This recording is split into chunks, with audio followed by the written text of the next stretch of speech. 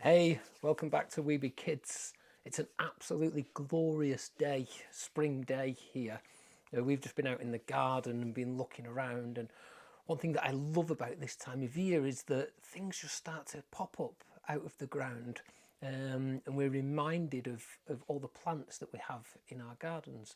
Now, we only have a small garden ourselves, but there's still so many things in there that we can marvel at, but that we can use as well. Now, in some of our videos, you're going to hear us talking about nature connection and how nature connection is really good for our well-being. And nature connection, just to give you a brief explanation about it, is, for me, some key elements of nature connection are being out in nature and noticing or being mindful about the things that are around you. Another component is to then interact with them.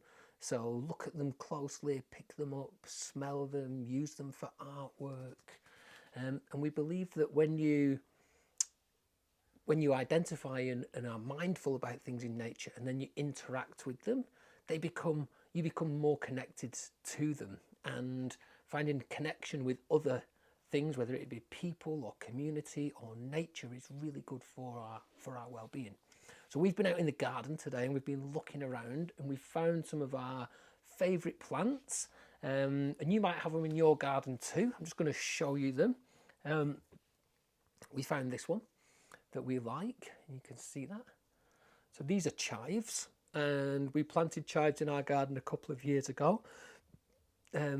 They're perennials, they come up every year, and they are great for eating. They're edibles. They also get this beautiful purple flower on the top, which you can eat the flower as well.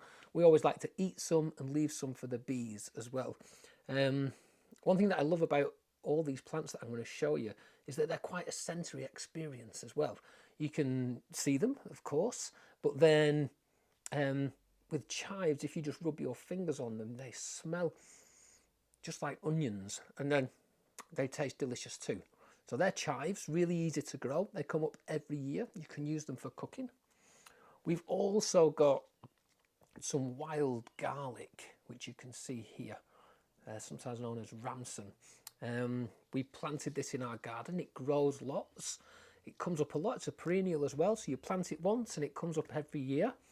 It also spreads loads and loads and loads. So once you start growing it, over a few years, you'll end up with a whole bed of it in your garden.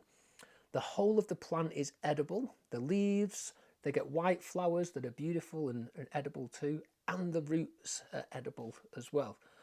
Now, I've found in the past that I smell this before I see it coming up. As soon as it pops its head out of the ground, you can get the scent of it. And again, if you just rub it, it smells like garlic and it tastes just divine.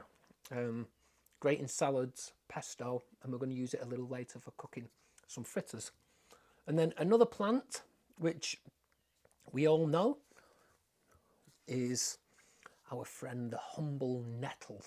Now, a lot of people see nettles and are afraid of them, and they shouldn't be. Nettles are a superfood, and we have them around so much, but we never use them. We spend a lot of money on superfoods, yet we don't use the things that grow right in our gardens.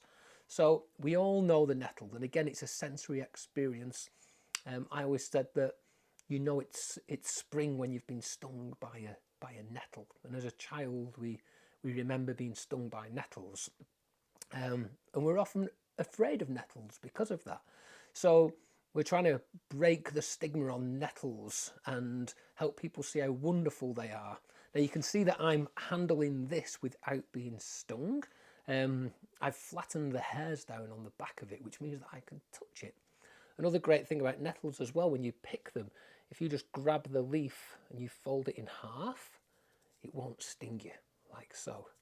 And continue to fold it and squash the hairs on the back of it till you get it into a little parcel. Give it a rub on your finger, and then you can eat nettles raw, just like this. And they're really, really delicious. They taste a little bit like peas, really nutritious as well. So for this video, we're going to be making some stinging nettle fritters, and we're going to use all of the plants that I just showed you, and they are plants that you can find in your own garden. So for making stinging nettle fritters, we're going to need 120 grams of breadcrumbs, a handful of stinging nettles, a pinch of wild garlic, and a pinch of chives. We're going to use 2 teaspoons of coconut oil, but vegetable oil is fine as well, or olive oil. 1 egg and 1 diced onion. Now, if you don't eat eggs, you can substitute the egg for flaxseed and just add 2 other teaspoons of coconut oil too. They will act as a binder, just like the egg does as well. So first thing that we're going to do is wash the nettles. Now you notice that I have a wooden spoon here, and I'm going to use my wooden spoon. The nettles are going to have a sting in them still, but once they have been covered with water, all the hairs on the back of them should have been flattened. So I would cover them entirely with water first and give them a good stir. So once you've mixed the nettles around with your spoon, they'll have lost their stings. Then we can put our hands into the bowl. And what we're going to try and do here is just get all the nettles together, like so. Now they may still have some sting in them. If you want to be extra careful, just wear your gloves. We're just going to drain them out, and then just place them on our chopping board like that. So then we're just going to cut our nettles. I love the smell of the nettles as they are freshly cut. And we'll just turn them. Again, by this point the sting should have gone from the nettles. I'm feeling 1 or 2 little stings. So if that's going to bother you or bother your children, then I'd say continue to wear the gloves at this point. Okay. Just cook your onions until they are soft and nice and brown. So we're going to begin by breaking our egg into the bowl, like so. And we're just going to take a fork and whisk that up. We're then going to add our breadcrumbs, like so. Mix those up.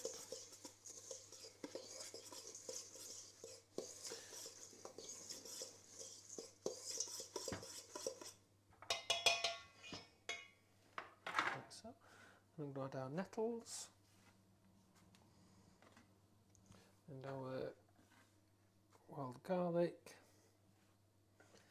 and chives. I'm going to mix all of that in together.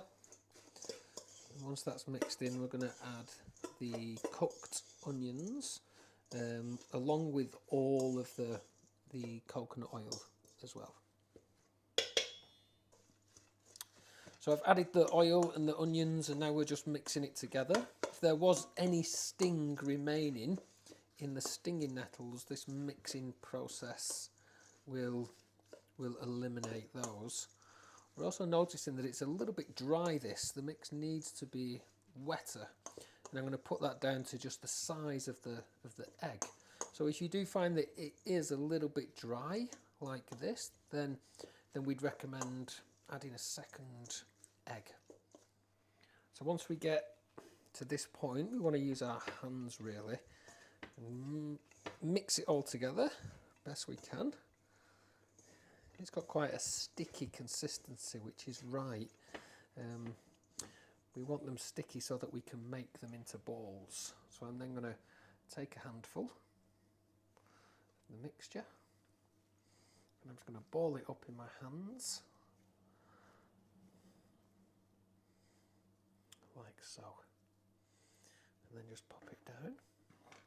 Now the mix that we made there should make between 4 and 8 fritters, depending on the size of them. But you want them that consistency, so they're going to bind and hold together when they go in the pan. We've placed some sunflower oil into a pan, warmed it over a medium heat, and we are just going to shallow fry the fritters in there.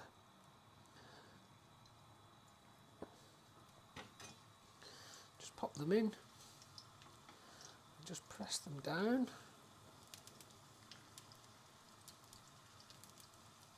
They take about 5 minutes with occasional turning to be ready.